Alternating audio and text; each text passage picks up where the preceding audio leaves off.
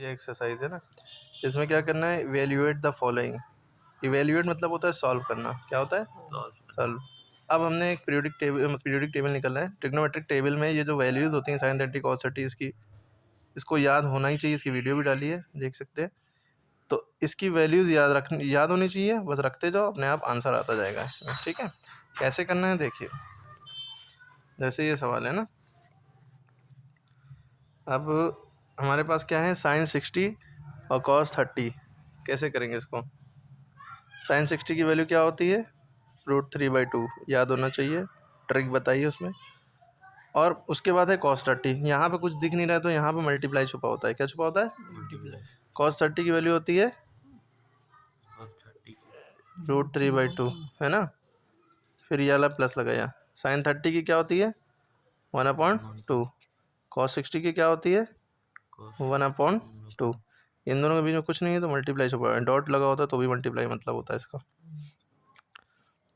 अब मैथ में पता है √3 × √3 क्या होता है? खाली 3 हो जाएगा। क्योंकि जब सेम रूट वाले नंबर मल्टीप्लाई होते हैं, नंबर सेम सेम होता है तो रूट हट जाता है। वैसे तो होगा √9, और √9 की वैल्यू 3 होती है। 3 3 है, आप डायरेक्ट 3 लिखा करिए। जब सेम रूट वाले नंबर मल्टीप्लाई होते हैं तो डायरेक्ट वही नंबर आ जाता है, रूट हट जाता है। लेकिन 2 पे तो रूट लगा नहीं है, तो 2 2 दा 4, ये वाला प्लस लगाया। 1 1 दा 1, 2 2 दा 4। क्लियर है? इसके बाद अब देखा डिनोमिनेटर, यानी कि दोनों फ्रैक्शन के डिनोमिनेटर सेम है, बीच में प्लस लगाया तो एलसीएम लेते हैं ना। लेकिन इत्तेफाक से डिनोमिनेटर सेम है तो सवाल आसान हो जाता है। ऐसे आसान हो जाता है तो दोनों सेम है तो एक बड़ी सी लाइन खींची, इन दोनों का एक बार लिखा। क्लियर है? अलग अलग लेते हैं एलसीएम लेके, प्रोसेस होता है पूरा। एक बार लिख लिया, जो ऊपर दिख रहा था 3+1, 3+1 उतार लिया। ठीक, अब 3+1 कितना होता है आगे चेक कर लो। 3+1 हो गया 4, नीचे भी 4, 4 1 दा 4, 4 1 दा 4, आंसर आ गया 1। क्लियर है? इतनी आसानी से ये हो गया। अब अगला सवाल क्या है? अगला सवाल है ये। तो जो अगला सवाल है, जैसे ये 2 tan square 45 degree minus plus cos square 30 minus 60 sin square 16, इसको करेंगे कैसे? भाई सीधी सी बात है, स्क्वायर से कंफ्यूज नहीं होना है। पहले छुपा लो स्क्वायर को, ठीक है। 2 और tan के बीच में 2 मल्टीप्लाई छुपा है, 2 इंटू। अब tan 45 की वैल्यू क्या होती है? फोकस जहाँ पे ले जा रहे हैं वहाँ पे रखिए। tan 45 की वैल्यू होती है 1, है ना। और tan के ऊपर स्क्वायर लगा, यानी कि 1 के ऊपर स्क्वायर लगा दो, सीधी सी बात है। फिर ये वाला प्लस उतार लिया। cos 30 की वैल्यू क्या होती है? √3/2, है ना।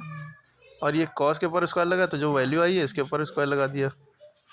माइनस sin 60 की वैल्यू क्या होती है? √3/2, इसके ऊपर स्क्वायर लगाए तो यहाँ पे भी स्क्वायर लगा दिया। ठीक है, स्क्वायर से बच्चे डर जाते हैं। ठीक है, तो 2 इंटू 1 का स्क्वायर होता है 1, है ना। 1 1 दा 1। √3 का स्क्वायर कितना होता है हमने बताया, जैसे रूट वाले नंबर को सेम सेम मल्टीप्लाई करते हैं तो वही वैल्यू आ जाती है। तो स्क्वायर का मतलब क्या होता है? √3 को 2 बार मल्टीप्लाई करो, √3 इंटू √3। जब √3 इंटू √3 करोगे तो 3 आ जाएगा ना। 2 का स्क्वायर होता है 4, यानी कि ये स्क्वायर ऊपर भी लगाए नीचे भी लगाए अगर फ्रैक्शन है तो। यहाँ नीचे कुछ था नहीं तो कोई दिक्कत ही नहीं। यहाँ √3 का स्क्वायर 3, बस रूट वाले नंबर का अगर स्क्वायर है तो स्क्वायर से समझ लो रूट कट जाता है। ठीक है, अपॉन 2 का स्क्वायर 4। अब यहाँ देखो ध्यान से, तो ये +3/4 है, ये -3/4 है, कट जाएगा क्योंकि प्लस माइनस माइनस 3/4 में 3/4 क्या 0 बचा। ठीक है, इसलिए। ठीक है, 2 1 दा 2, यहाँ बचा 0, कुछ नहीं बचा ना, 0। ऐसे नहीं कटा है कि 3 1 दा 3 4 1 दा, ऐसे नहीं कटा है। अगर वैसे कटता तो 1 बचता है, तो वो तो ऊपर नीचे कटता है।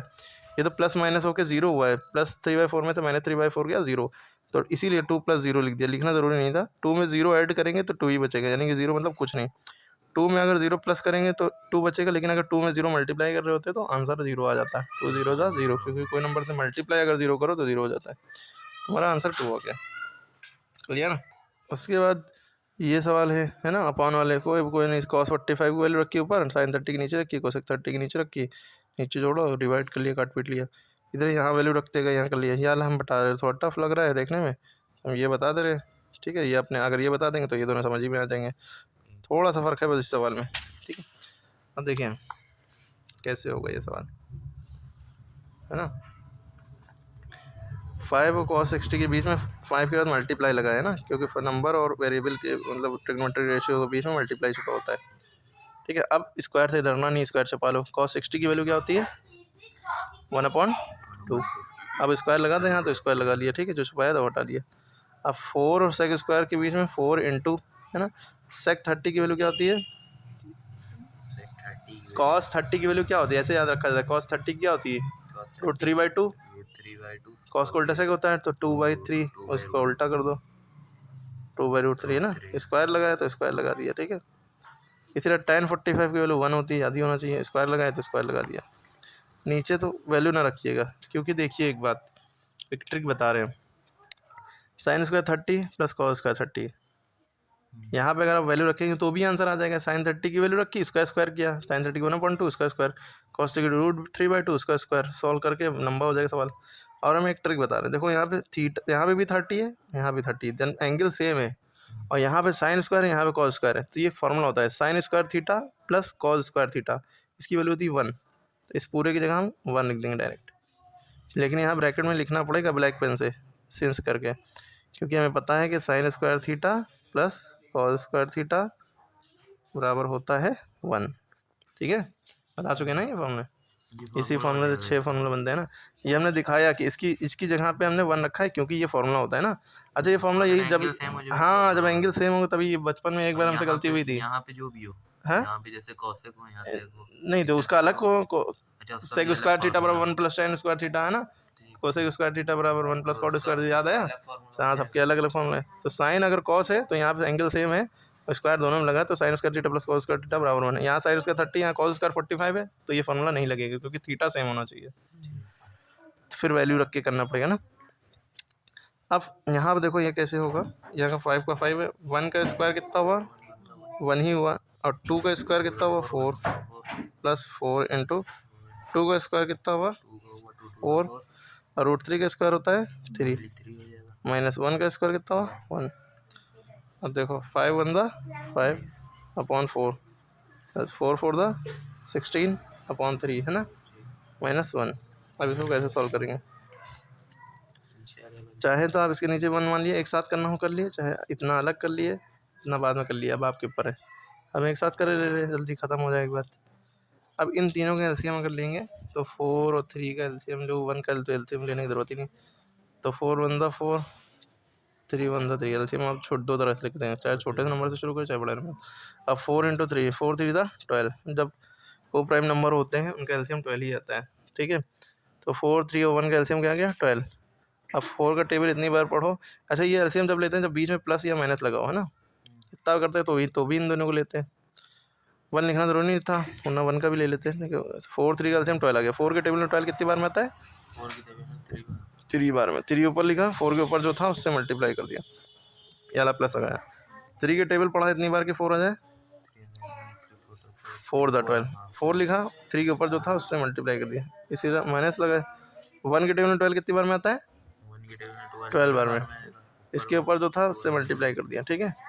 अब क्या होगा, 3 5 15, 16 4 64, 12 1 12, नीचे 12 लिखा था 12 लिख दिया, ठीक है। फिर अब इन दोनों को जोड़ेंगे, 5 4 9 6 1 7, 79 - 12/12। अब 79 में से 12 के 9 में तो गया 7, 7 में से गया 6, 67/12 मतलब। अब ये इम्प्रॉपर फ्रैक्शन है, नीचे वाला नंबर छोटा है तो ये डिवाइड करते हैं हम इसको मिक्स फ्रैक्शन में आंसर निकालने के लिए।